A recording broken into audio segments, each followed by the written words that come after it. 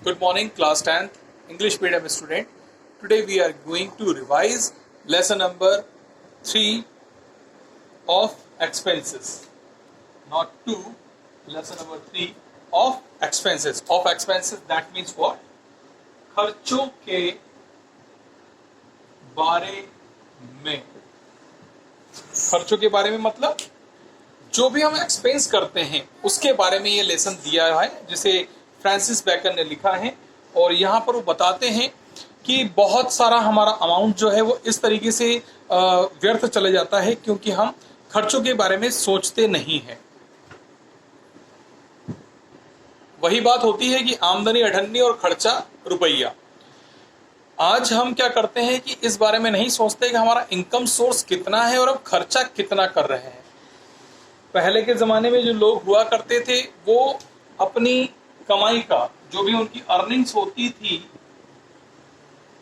उस अर्निंग्स का 1/4 इस तरह से भाग करते थे. एक चौथाई भाग मतलब 25% में उसको डिवाइड करते.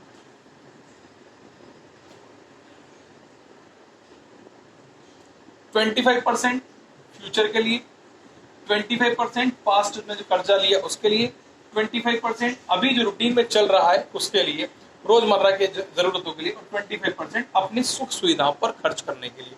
इस तरह से उनका सेविंग भी होता था, इस तरह से उनका घर भी चलता था, इस तरह से अपनी सुख सुविधाओं पर खर्च भी करते थे. और इस तरह से जो पास्ट में अगर कोई उन्होंने कर्जा लिया हो तो उसे चुकता भी कर दिया जाता था. लेकिन आज हम ये सब कुछ नहीं सोचते हैं. हम ये सोचते हैं कि हमारे पास में 100 रुपए आने वाला है, 100 रुपीज विल कम. ओके, तो 100 रुपए आने वाले हैं, अच्छा, लेकिन यार मुझे तो जरूरत 200 रुपए के सामान की है, रिचार्ज तो 199 का होगा, कोई बात नहीं करवा लेता हूँ. भैया ये 99 रुपए में उधार कर रहा हूँ आपसे. 100 रुपए नगद दे दिए, 99 हमने उधार कर दिए. अब ये 99 हमारे ऊपर डेब्ट है और फिर हम कमाएंगे कितना? अगले दिन 100 ही रुपए कमाने. अब 100 रुपए उसको दे दी तो बचा कितना? 1 रुपया. फिर किसी न किसी से हमें उधार लेकर के इसमें ऐड करना पड़ेगा. तब ये क्या होता रहेगा? इसकी टोपी उसके सर, उसकी टोपी उसके सर, उसकी टोपी उसके सर, मतलब ये उधार का बिजनेस चालू हो जाएगा, चलता रहेगा, जो कि खत्म नहीं होगा. तो हमें यहां पर क्या करना चाहिए? हमें ध्यान से सोचना चाहिए कि किन चीजों पर कटौती की जा सकती है. जैसे कि हम बात करें, आज जिस दौर से हम लोग गुजर रहे हैं, कोरोना का दौर रहा, और इस दौर में जब लॉकडाउन रहा तो मेरे ख्याल से लगभग सभी लोगों के मन में, सभी लोगों के घर में एक विचार आया होगा और एक जनरल सी बात वहां पर निकल के सामने आई हुई होगी, वो ये होगी कि हम लोग, हमारा जो ज्यादा से ज्यादा खर्चा होता है वो सिर्फ शो ऑफ में करते हैं. शो ऑफ, दैट मीन्स दिखावा. दिखावे के लिए हम खर्चा करते हैं और कुछ भी नहीं करते हैं. लॉकडाउन में जब हमें पता था कि we are not able to going outside, हमें घर से बाहर कहीं भी नहीं जाना है, then we spend our whole day, हमने अपना पूरा दिन केवल एक टी शर्ट, एक बरमुड्डे में, एक लोअर, एक टी शर्ट में, ठीक है, एक सलवार सूट में, एक सूट में, एक साड़ी में, इस तरह से हमने क्या करा, एक कुर्ते पजामे में हमने अपना दिन क्या कर दिया, बिता दिया.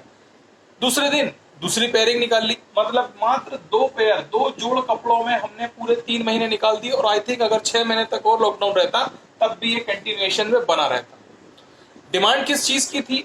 हमें चाहिए था वहां पर फूड. हमें समझ में आया?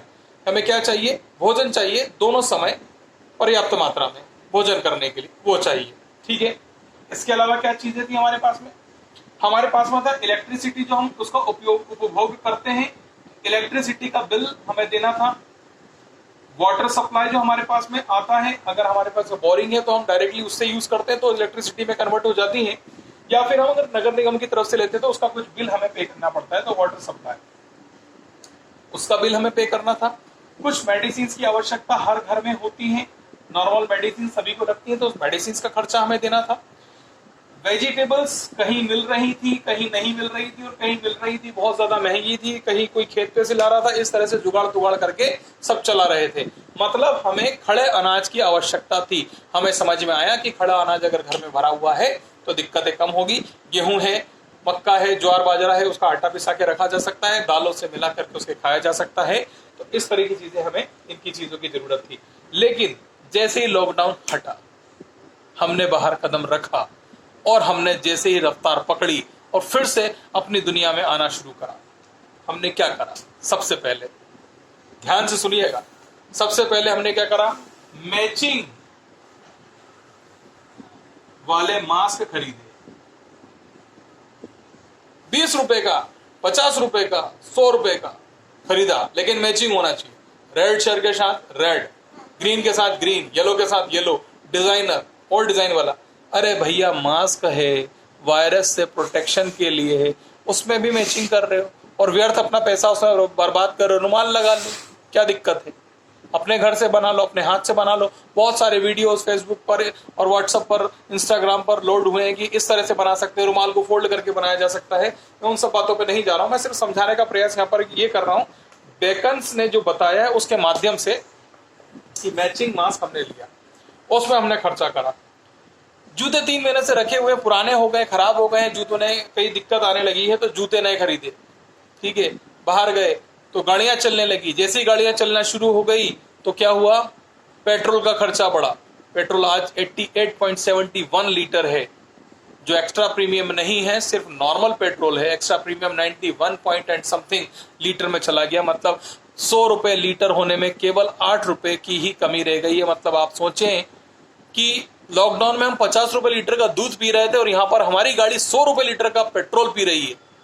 और हम क्या करते हैं? कुछ नहीं, अपने 2 दोस्त को बिठाया, घूम के आ गए, फिर दोस्त को बिठाया, घूम के आ गए, वो 2 घूम रहे। पेट्रोल किसका? आपका। ये जेब पर भार किसके पड़ता है? आपके पापा पर, क्योंकि अभी तो आप सब लोग छोटे हैं, आप कमाते हैं ही नहीं। तो यहां पर समझाने का मतलब ये है कि आप अपने खर्चों को कंट्रोल करना सीखें। जितनी अच्छे से आप खर्चे को कंट्रोल कर लेंगे उतने अच्छा क्या होगा? आपके पास में सेविंग्स हो जाएंगी। जिन चीजों की आवश्यकता नहीं है उन्हें खरीदने से कोई मतलब नहीं।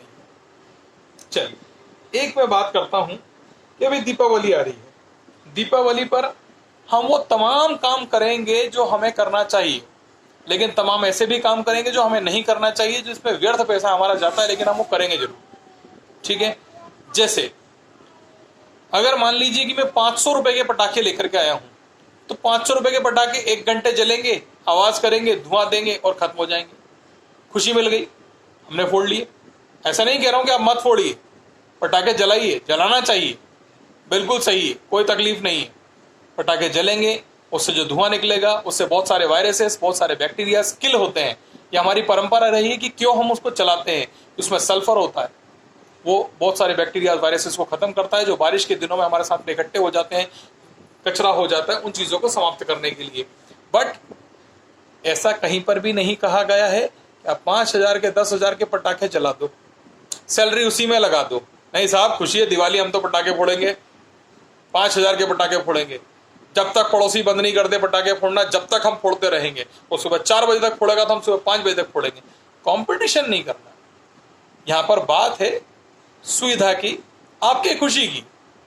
रात को 8-9 बजे पूजा करने के बाद में आपने आधे घंटे जला लिए, परिवार के साथ बैठ करके भोजन कर लिया, माता जी की पूजा कर ली, दूसरे दिन सभी से मिलजुल लिए। इस प्रकार से सौहार्दपूर्वक दिवाली मनाई जा सकती है, लेकिन दिवाली में दिवाला ना करें, इसका विशेष रूप से ध्यान रखें।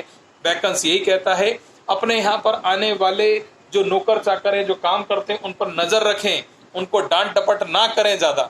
क्यों? आपकी डांट का उल्टा असर होगा। आपने डांटा जो, तो समझ लीजिए कि आपके घर का कोई ना कोई नुकसान हुआ।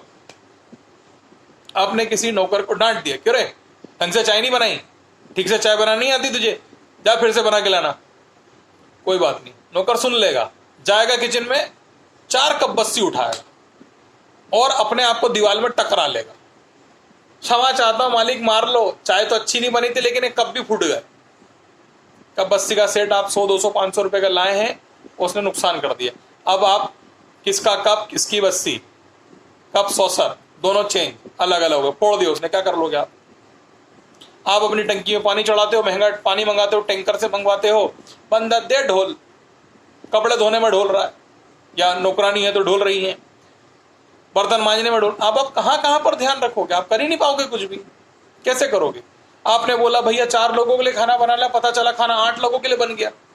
अब या तो आप सुबह बासी खाओ, नहीं तो साहब क्या करूं, ले जाऊं मैं।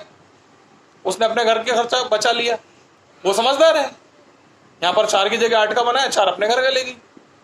वहां पर उसका परिवार खा रहा है, एक दिन का उनका बचा। इस तरह से क्या होता है कि नौकर चाकर पर हमें ध्यान रखना चाहिए, उनके साथ अच्छा व्यवहार करना चाहिए और उन पर ध्यान भी रखना चाहिए। इस तरीके से हम पैसे बचा सकते हैं। हमें एक्स्ट्रा वेजेंट नहीं होना चाहिए, हमें बहुत ज्यादा खर्चीला नहीं होना चाहिए। जो आवश्यकता की चीजें हैं केवल उन्हीं पर हमें ध्यान देना चाहिए। ये भौतिक संसार है और आप मार्केट में जाएंगे तो आपको वो सभी समस्त चीजें मिलेंगी जो सिर्फ भौतिकता के लिए है, जो सिर्फ दिखावे के लिए है, इससे ज्यादा कुछ भी नहीं है। और आप वो सारी चीजें ला करके अपने घर में लाखों रुपया खर्च करके सिर्फ उसको घर में भरते हैं और अपना आधे से ज्यादा जीवन आपका उन सारी भौतिक सुख सुविधाओं को लाने में ही लग जाता है।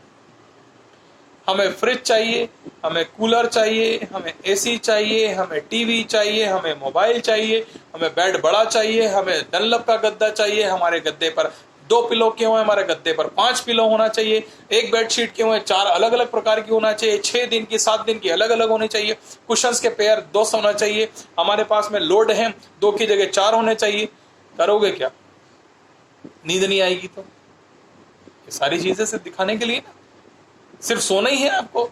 आप चटाई पर भी सो सकते हैं, लेकिन ठीक है साहब हम कमाते क्यों हैं? इसलिए कमाते हैं। तो भाई कमाते हैं तो बहुत अच्छी बात है, गद्दा लेकर के तकिया लगा कर सो सकते हो।